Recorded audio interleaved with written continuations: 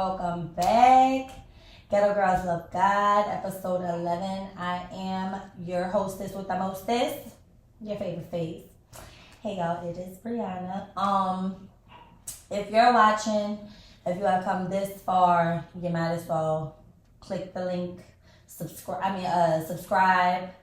Go to if you're on my Instagram, because some of y'all watch those little clips on Instagram and just y'all love those, just click the link in my bio and then come on over to YouTube and just watch the whole thing. But I love that a lot of y'all get back to me like immediately, like every week I watch it. I don't know what day of the week you're watching this. I don't know if you catch it every Monday. I hope that the rest of your week is amazing. But whenever you're watching this, whatever time you're watching this, I just pray that life is treating you well.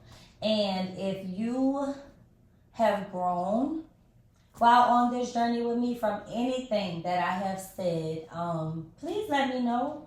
That is such good information to know, so I can know that like a lot of people give me a lot of feedback, but if you have truly like been trying and you've been on this journey, you've been using like my videos to kind of navigate you through, because it's not easy. People think once you start walking with God, it gets easier. It gets hard. It gets harder. It's like you got to go down before you go up. So if you have been using my podcast to help you navigate through this, first of all, thank you. I appreciate you trusting me that much with your journey. But today I do want to talk about like being in a space of something in my eye. Being in a space of setting clear boundaries. We talked about boundaries a lot, and last week we talked about how your relationship with God, it'll like trigger people or pull out the darkness in people. I kept it real sweet. Last week, believe it or not, because I am in a space where I am now having to set boundaries that I tried to avoid. And like I said, it gets harder once you start walking with God, because he's going to strip you of everything that you thought you knew or whoever you thought you was. And in those moments of pruning you and preparing you for where you headed, he's going to make you do some stuff again. And you thought, like, let's be very transparent. I have one of those relationships where me and my mama, we go at it. And I used to handle it in a way where, like, you come at me, what you think gonna happen, sister?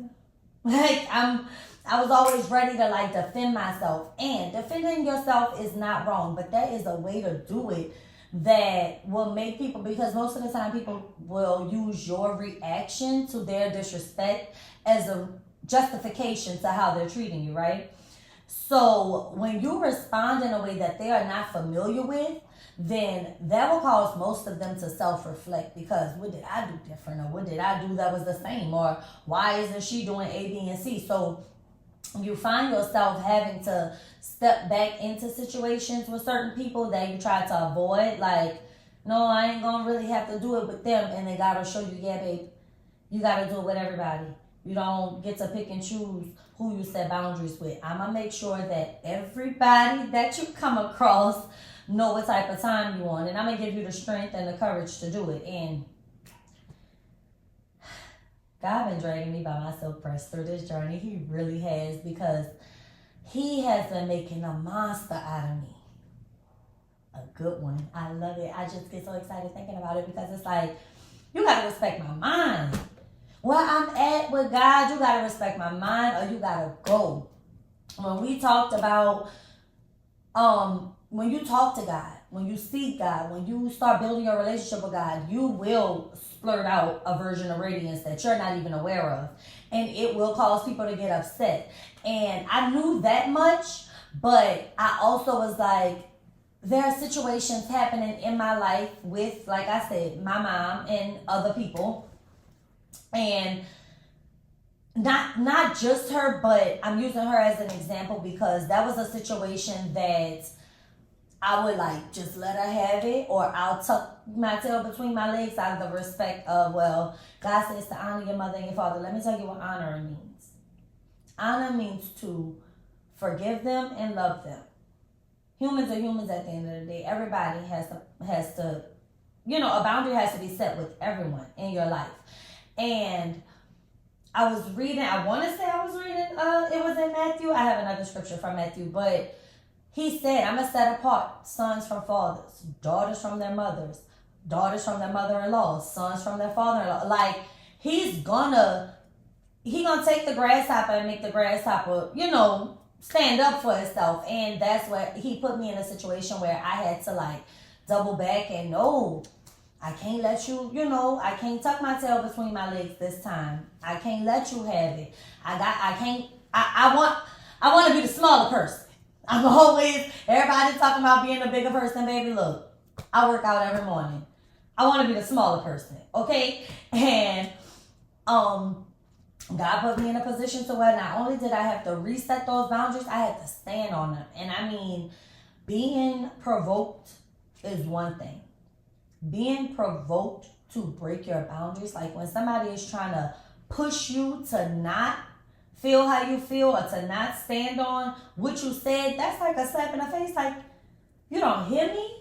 This is how I feel. This is what I need from you. And you telling me I can't give you that, but I should still have access to you. Not gonna happen. Let me tell you something. I came across the post, asked Jade, right before this episode. I was going crazy. I was like, Jade, I gotta find it. Because I was in a space where I started to feel guilty for standing on my boundaries. And I think God knew that I started to feel guilty. Let me tell you something. God is near. Think about when you are yelling, looking for somebody or something, and you ever been looking for somebody and you screaming and you hollering, and they're like, girl, I was right there. Like, that's how God feel about us when we panic. Like, girl, you screaming and hollering, and I was right here. I just was getting you a cold drink. I was getting you something to eat. You looking for, like, that's how God feel. Like, girl, I'm preparing something for you, and you hollering my name. I'm right here. You're not going to always hear me. You're not going to always detect my omnipresence, but I'm here. And I started feeling guilty, like, God, I can't hear you. I don't know if I'm doing the right thing. I don't know if is this disrespect? Is this still honoring my parents if I'm setting boundaries? Is this still honoring the people I love if I'm setting boundaries? And I told y'all, he's such a gentleman. He's such a gentleman. I am patient from Monday to Monday. I told y'all, I always figure out what I'm going to talk about the day of. And I think because I'm so patient and trusting with he's going to help me. This is God's podcast. So there's no such thing as I don't have anything to talk about. This man sits up there and watch me be obedient to him, and he give me an episode every Monday. He give me a message. He knew I was feeling the guilt of setting boundaries. Look at the post that I came across. Jay, was I not scrambling? I was scurrying. I was like, I gotta find it. And that's how good he is to me, y'all. I found it. Like, I didn't save it. I didn't like it. Jay was trying to navigate me through, like, girl, go to your likes. Jade is hilarious. But she was like, girl, go to your likes and go to this. And I didn't save it, y'all. I really just was like, I gotta find it. And I found it. Being Christ-like does mean being tolerant and forgiving. However, Jesus had boundaries. When Nazareth tried to kill him, he never returned. He told Peter when he had crossed the line, he called out leaders for hypocrisy, and he refused to speak to it. I could be saying this wrong. Is it Herod? Herod. God know who he is. He refused to talk to that dude. Clear boundaries are Christ-like. God ain't let nobody play with him. God never let nobody play with him. And to be even more on my side, I'm once again, because he know I'm a TikTok head, I be going on TikTok looking for laughs so I can laugh myself to sleep. And this man always slap a scripture across my face. He like, yeah, that's cute, but you work for me, sister. So I always get a scripture off TikTok. My algorithm has turned into laughs and cries. I'm either laughing at somebody doing something stupid or reminding me of my old self, or I'm crying because here he go again, reminding me of his goodness towards me. Like, God is so good. I can't wait to see him in physical form. Do we do that? Once we go to heaven, once we go to heaven, do we get to give him a hug? I don't want to think about that right now. I hope we get to give him a hug when we get to heaven. Because, man, do I want to, yes, I just want to take him in. Girl, give God a little forehead kiss. But he, once again, on TikTok, I just heard, I wasn't even watching the video. I was like I was listening to it, but I wasn't really paying attention to it. But I heard the girl say Matthew 8. And, of course, I go to Matthew. I'm like, all right, where you want to take me? I'm like, God, where you want to take me? I thought I had to sneeze, y'all, my bad. And he took me to Matthew 10. And I read the whole, y'all. Actually, I ain't gonna lie. This episode had me so excited because it's like, man, this man be knowing what I'm going through and he will help me help y'all. Like, let me tell y'all what keeps me going on this podcast. Finding out what I'm going to talk about before every episode makes me so excited. I'm so giddy and giggly because I'm like, y'all, look what I get to tell y'all today. Like, that's how it feels coming on here every week because he just gave me the message. And I think he be knowing if I sit on it for a couple of days, it's not going to hit as hard. He need me to be this excited. And y'all, I am damn excited, okay? He took me to Matthew 10, right? If I'm reading whatever. He called his 12 disciples. Now, his disciples are, disciples are the followers of Jesus. Everybody knows about the 12 disciples, whatever. He called them to drive out the impure souls of Israel, whatever. 10:22. Now, I read, let me back up. I'm too excited. I'm too excited. Before I got to 10:22, first of all, I had to understand how he sent the disciples. Because he could have sent them out to Israel and checked everybody. He, like I said, he's a gentleman. At the end of the day, he ain't trying to force nobody's hand. If this ain't for you, this ain't for you. Pass it to your partner. That's the type of God I serve. He sent the disciples out and he told them, don't go to the Gentiles or the Samaritans. Don't go to good people. Don't go to righteous people. Go to the lost sheep of Israel. But also, I'm sending you out like sheep amongst wolves. Meaning, when you approach certain areas and you give him my word, because he sent them out to give people commands. Now, it is a long scripture, y'all. It really is. And, I mean, it's a long, reading. It's 10. I started at 10:5. That's when he tells you the instructions that he gave the disciples. But he's like, don't go to the good people. Go to the lost sheep. Go to the people.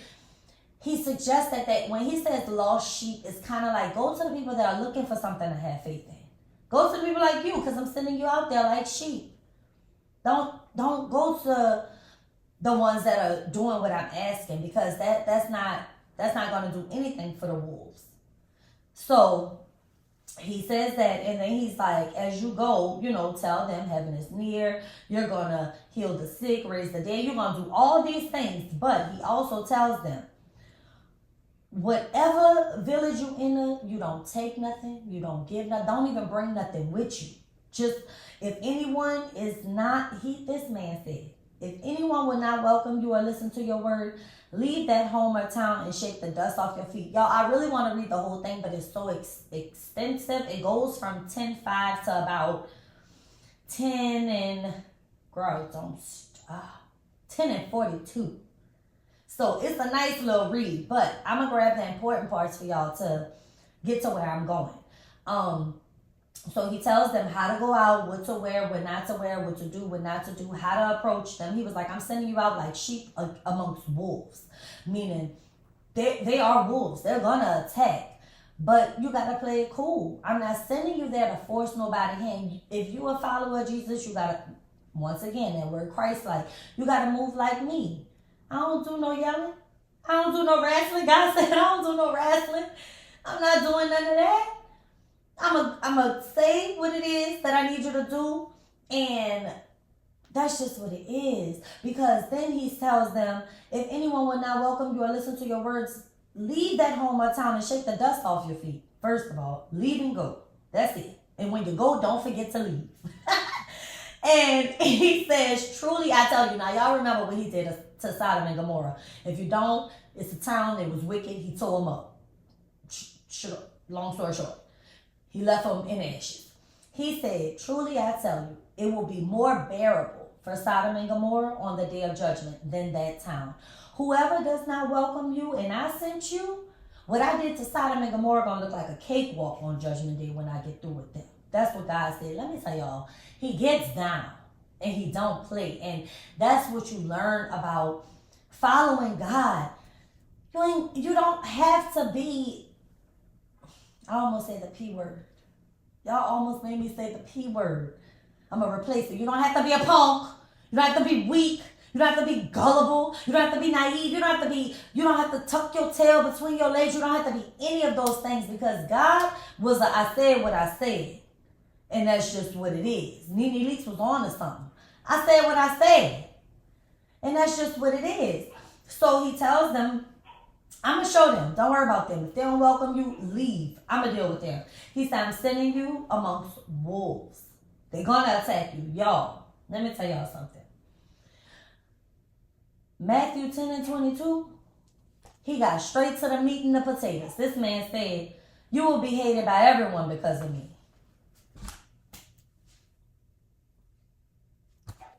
Jade, what that say? Didn't that man say that? Straight for... You will be hated by everyone because ain't nobody gonna like you if you fool with me. Everybody, all them that's attacking you, because some people are your people, but see the ones that are attacking you, they supposed to do that. I'm telling you, that's what I need, because he then goes on to say, but the one who stands firm to the end will be saved. When you are persecuted in one place, flee to another. Truly, I tell you, I'm about to start saying that. God said, truly, I'm about to start saying that. He ate that. God said, truly, I tell you, you will not finish going through the towns of Israel before the Son of Man comes. Like, by the time you get done trying to convince everybody to walk with me, girl, I be done came back. I be done came and did it myself. God said, do what I sent you to do. Those that want it, they're going to follow you. Those that don't want it, I'm going to deal with them. And that's what a boundary is. That's what it is to set clear boundaries. This is what I need from you. And if you don't agree with it, I have to release you. Let me tell you something. Money, man, things of the world, materials, all of those can be idolized. You can not have faith in God because of how much you desire money. You believe that money can solve all your problems. You cannot have faith in God because you think your mama and your daddy and your husband and your baby daddy, in my case, you think all these people will save you before God. When you truly start walking in him, he will strip you of all of those people. And like he said, you will be hated by everyone. You will fall out with people that you never seen it coming. As of right now, like I said, this is transparency. This is my first time. I have been a mother for 9 years. Yay to me. This is my first time being a full-blown single parent. My walk with God. I have no idea how, this came about. But what I do know is it's orchestrated. It's God.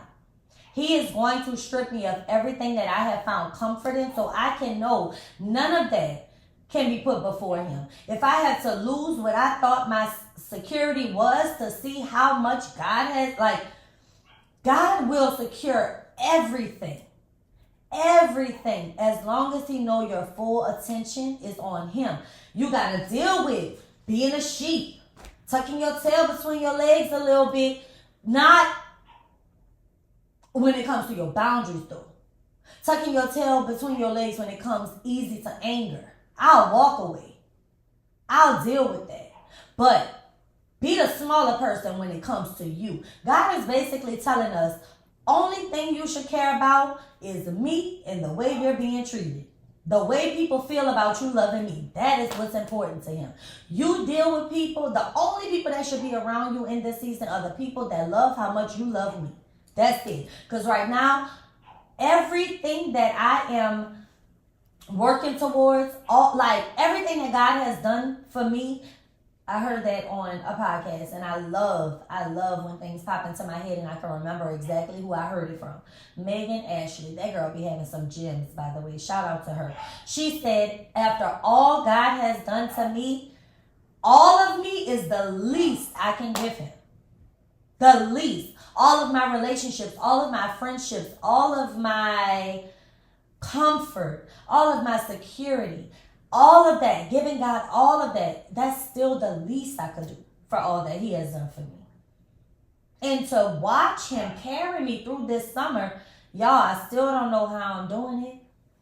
He has made things come up and transpire. He truly has worked overnight for me. Overnight. And I was in a place of confusion. Like, dang, I'm like, am I being defiant, or am I blaming my relationship on God as to why I'm cutting people? And the second I start questioning the mission he got me on, he gives me reassurance. No, baby, you doing what I told you to do, and as long as you're doing what I'm told you to do, you gotta find comfort in things that make you uncomfortable. You gotta be cool with how this play out. That, like, I hear conversations with God in a manner that I understand. So when I go to him with certain questions, when I go to God with certain questions, I am open to understanding that it's not going to look familiar to me. It's not going to be really what I want to do. It's not going to be what I'm used to doing. When you do the same thing and you respond in the same way, but you're looking for different answers, you're insane, babe. That's insanity. Doing stuff over and over and over, and if you keep on putting 5 books on the table and knocking one to the floor, you're gonna have 4 books. Why you get mad because you don't have 6? Like, if you keep doing the same thing over and over, you're gonna get the same answer. God said, respond in a way that they're not used to, and they're not used to me. Respond like me. You don't have to be a wolf against wolf. Sheep win. Being a sheep, having somebody attack you, and you gotta play it cool, or talk in a soft tone, or keep yourself under composure. That's not always easy, especially when you used to popping off like myself. You yell at me, I'ma yell back, and I get louder. But God says, respond like me. Stay cool, stay calm, respond Christ-like. And to be Christ-like is to be tolerant, is to be forgiving. It is to give a little more grace, but it is also to mean what you say. Okay, you good, you got it. And I had to learn the true definition of the statement: 2 things can be true at once. You can be the bigger person while tucking your tail. I used to think if you're tucking your tail, you're taking the easy way out. Or not even the easy way out. You're scared. Tuck your tail, you're scared. No, sometimes it is, you're a wolf, I'm a sheep. This is going to go how I want it to go regardless. So growl. Growl. My shepherd will be out here soon. He's going to shoot you if you try to attack me. So growl. Go ahead and do it. That's what it is to be a sheep. Knowing, like, I'm covered. So you could try to hop over that fence and get me if you want to, but I got somebody that's going to deal with you. And that's what it is, to trust that you're taken care of. Sheep are well taken care of. Have you ever seen a sheep that wasn't tended to? Their hair grow into, like, it covers their whole body. They can't see, they can't eat, they can't do nothing if they are not taken care of. But sheep don't do nothing for themselves. Sheep don't shed. Sheep don't lick their skin to keep themselves clean. They don't know how to shred their hair. They don't know how to catch their own food. Sheep are taken care of. They just do what their shepherd tell them. Oh, that's so good.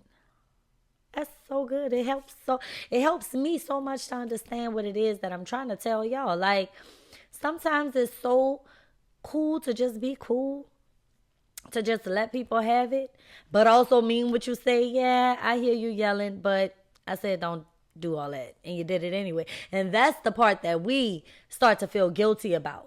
Like when we say don't do it and they do it anyway, so then we try to cut them off, and then they make us feel bad for cutting them off, and then it's like, dang, am I wrong for not talking to them? Did they or did they not say F what you said?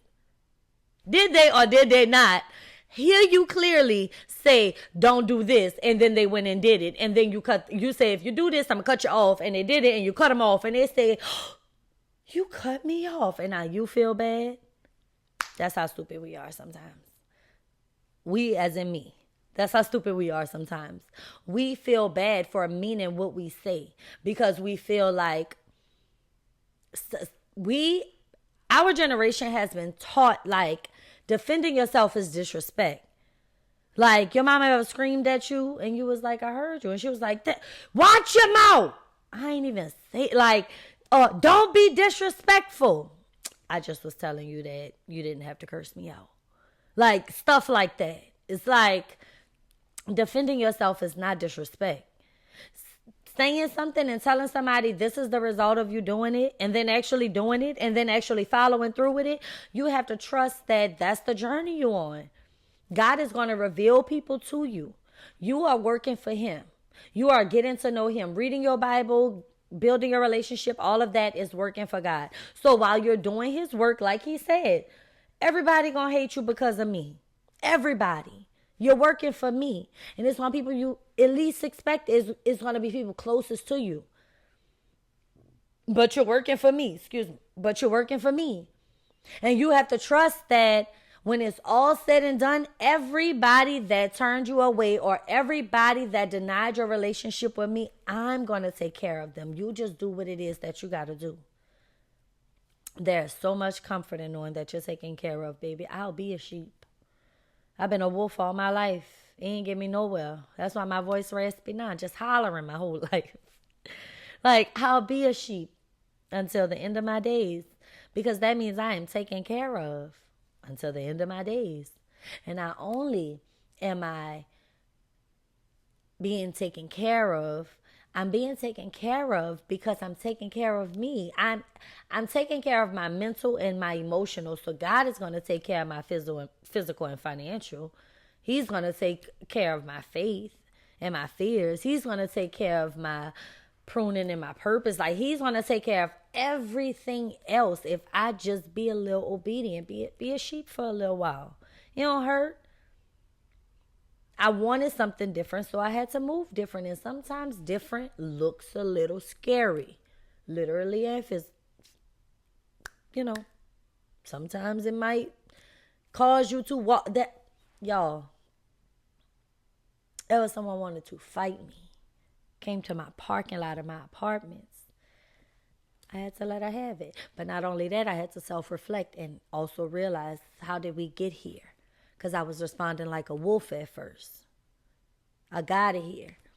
And then it was like I could go downstairs and continue to do it. But from afar, a person, a woman of God or a genius or whoever, and a fool, it just looked like two fools from afar. And I'm like, so I'm going to go downstairs, I'm going to fight, I'm going to possibly get kicked out. Don't have nowhere to go. Like, I'm going to risk all these things to prove that if you're a wolf, I'm a wolf too. No, I let her have it. And it ended up ending amazing. And that is when I realized, like, I don't have to fight my battles. I really don't. And it feels so good not yelling, not getting mad, not caring. And when I say not caring, I don't mean moving carelessly. There's a difference. Not caring about anybody, not idolizing anything other than God, that is just so comforting. And I want to encourage y'all to trust that. I always say that. Just trust in the fact that God got it. He's going to take care of you. He's going to take care of you. Obedience. You're blessed. He says, the one who stands firm to the end will be saved. It's going to get dark, but there's light. And if you stay long enough, you'll see that light. And in that light comes so much that you'll completely forget about the darkness. I promise you.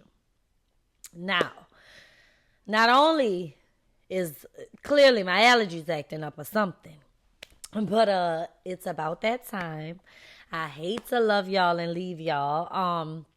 Like I said, if you have watched it this far, you might as well click the button, subscribe to my channel. I am working on getting this on possibly Apple Music or Spotify or something for my listeners, for my people who like to hear me in a car, because I know everybody don't like sitting watching stuff. You like to move around and hear it. I get that. So I'm working on that for y'all. But until then, I am asking that you subscribe. If this episode, or any episode you hear, you feel like, dang, this will really, so-and-so need to hear this, or that little part, so-and-so, send it to your friends, male, female, young, old, like, send it to who you feel needs it, not just you. Don't gatekeep your wisdom. But yeah, like, comment, subscribe. Remember, every Monday, 7 p.m., YouTube, Ghetto Girls Love God. Until next time.